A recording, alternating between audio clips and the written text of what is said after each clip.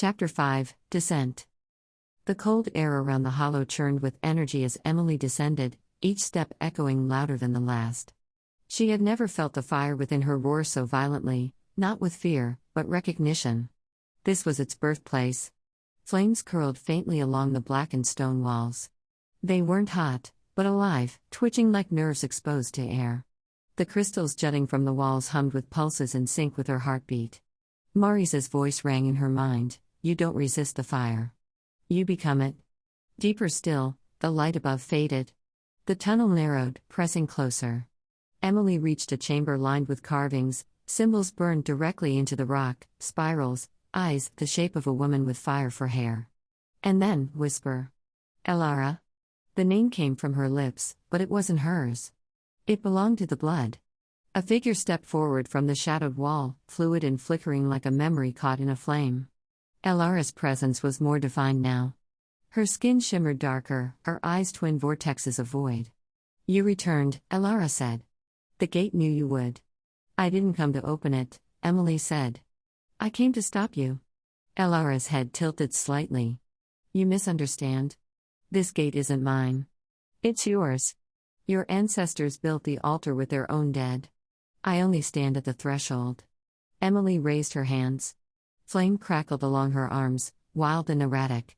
You're not the only one with fire. Elara smiled. But you've never touched its core. She stepped aside. Behind her was the true gate, a well of crimson stone, its edge marked by handprints in black ash. It pulsed with breath, with memory. Elara, Emily said, voice trembling, what's behind it? Not what. Who? Before Emily could question further, the stone flared blindingly, and a voice, ancient, familiar, crashed through the chamber.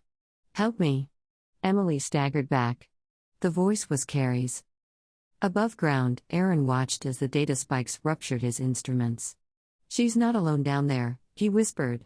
Maurice leaned over the monitor. That signal, it matches the waveform we recorded from Margaret White's Bible. The one written in tongues.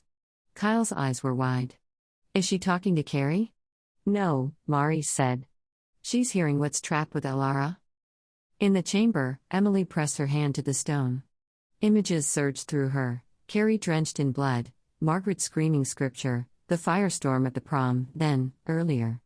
A girl burning at a stake, the fire refusing to consume her. A voice in her head screaming, not yet. Not again. The ground split open.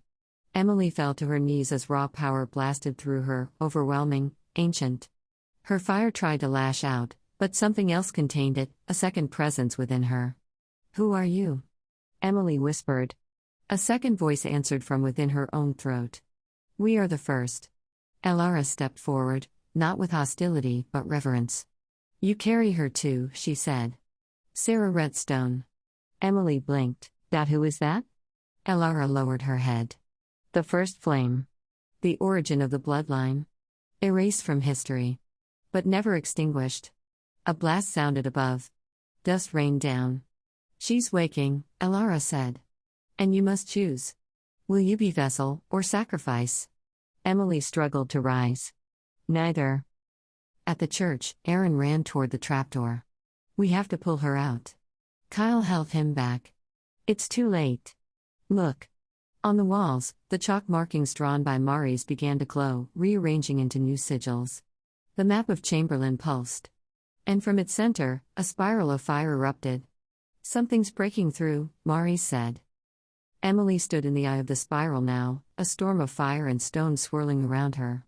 Elara was gone. But her voice echoed. Once awakened, it cannot sleep.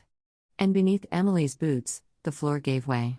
She fell, not down, but through. Through memory, pain, fire. Visions of every carrier of a flame, Carrie, Sarah, others she did not know. Each of them bound to this power, twisted by it. Abandoned. Emily's scream was silent in the void. And then. She landed, hard. A barren place. A cracked sky. A circle of flame. Across from her stood a woman with hair of fire and skin of ash. Her face was unfamiliar but felt known. I am the truth you fled from, the woman said. I am what the fire becomes when caged. I am you without fear. Sarah? The woman nodded. And I have waited long enough. Flames consumed the world. Emily awoke above the hollow, lying in the arms of Maurice. You were gone for hours, Maurice said. Emily sat up, heart pounding. I saw her. I saw them all. Aaron stepped forward. Did you stop it? Emily looked toward the now sealed hollow. No, she said. I joined it. A silence fell over them. Then Emily added, but I'm still me. I think. Maurice looked to the sky. The auroras were gone. For now. But they'll come again, Emily said. And next time, we'll need more than fire. Chapter 6, The Old Blood. The wind over Chamberlain was still. Too still. Emily sat alone atop the church roof, staring out across the woods where the hollow had sealed itself. The land bore scars, cracks in the earth, singed trees, and the faint shimmer of lingering energy that made the air buzz like static. The fire in her chest was no longer restless, it waited, coiled like a spring. Something had shifted in her. Since the vision. Since Sarah Redstone. Below her, Maurice and Aaron argued over a set of maps, trying to track new anomalies. The kindled were growing in number. Maurice had identified 13 confirmed awakened in the town, and at least 7 more across the country with similar abilities. It's spreading, Maurice said. Not fast. But steady. It's not a plague, Aaron argued. It's a lineage. We're just finally seeing how far it goes. And how deep, Emily murmured as she climbed down from the roof. They all looked at her. Something in her eyes had changed, like they glowed faintly in shadow. Doubt something else is coming, Emily said. Not just Ilara. Not just the gate. Maurice frowned. What do you mean? She's not alone, Emily said. There are others. One's older than Sarah. One's buried under stories, myths. And they're waking too. Over the next few nights, a strange tension settled over the kindled. Emily noticed at first, a feeling of being watched, even when she was alone. Maurice chalked it up to stress, but Aaron admitted he'd sensed it too. I feel it behind me sometimes, he whispered. When I'm walking near the chapel. Like breath on my neck. Then Kyle reported seeing a car parked at the edge of the woods just beyond the hollow. A dark sedan, windows tinted black. It remained still when he tried to approach it, only driving off slowly when he was within 20 feet. 2 nights later, Maurice spotted what she swore was the same car outside the chapel, headlights off, engine idling. When she stepped outside, it didn't move. She didn't dare approach, and after a few minutes, it quietly pulled away. It happened again near the library where Aaron worked. Then again outside Maurice's family store. They kept records. Same description. Same make. Same silence. None of the kindled could see a driver through the dark tinted windows. And none dared get too close. It followed them. One afternoon, as the kindled gathered inside the chapel, Emily paced the room while Maurice sketched runes along the edge of the whiteboard. Aaron flipped through dog-eared printouts of energy readings. Kyle sat by the window, eyes fixed on the road. There's that feeling again, Kyle muttered. Like someone's breathing down my neck. Aaron shivered. I don't like it. Feels like we're being hunted. Kyle sat up suddenly. The car's back. Everyone froze. Emily and Aaron moved to the window. Outside, just down the block from the chapel, the black sedan sat parked by the curb. Tinted windows. Engine idling. None of them moved to approach it. I still can't see inside, Maurice whispered. It's like the windows are painted. It hasn't moved since we noticed it, Aaron added. That's worse. They all stood together, staring. Don't provoke it, Emily said finally. Let's wait. After several long minutes, the car slowly pulled away. That's the 5th time in a week, Kyle said. We need to find out who's behind it. Emily's jaw tightened. We will. This is Black Sedan Guy, Emily interrupted. One morning, after a night of searching near the hollow, Emily trudged home through the fog. Her stepfather's car sat parked in its usual spot, dusty and still. But beside it was another vehicle. A black sedan. Her heart stopped. She froze halfway up the drive. She considered turning back, calling Aaron, anything, but her curiosity burned brighter. Inside, the house smelled of coffee and old wood. Her stepfather, Grant, stood in the kitchen with a tall man Emily had never seen before. He wore a charcoal gray coat, the fabric crisp and unwrinkled like he'd just stepped out of another decade. His posture was too still, too measured, like a man observing a world he no longer felt part of. His eyes didn't scan the room, they studied it, distant and clinical, as though everything was a variable in an equation only he could solve. Grant smiled. You're just in time." The stranger turned to her. "Emily," Grant said, placing a hand on her shoulder. "This is your uncle. Elias. Your mom's youngest brother." Emily blinked. "My mom didn't have any siblings." Grant hesitated. "That's what we were told. But it turns out. Well, Elias just found me last month. Said he's been searching for you?" Elias extended his hand, eyes never leaving hers. "It's good to finally meet you." Emily took his hand slowly. It was warm. Too warm. Later that day, Emily brought Elias to the chapel. Maurice and Aaron were waiting, both already suspicious. "Who's this?" Maurice whispered. "It's Black Sedan guy."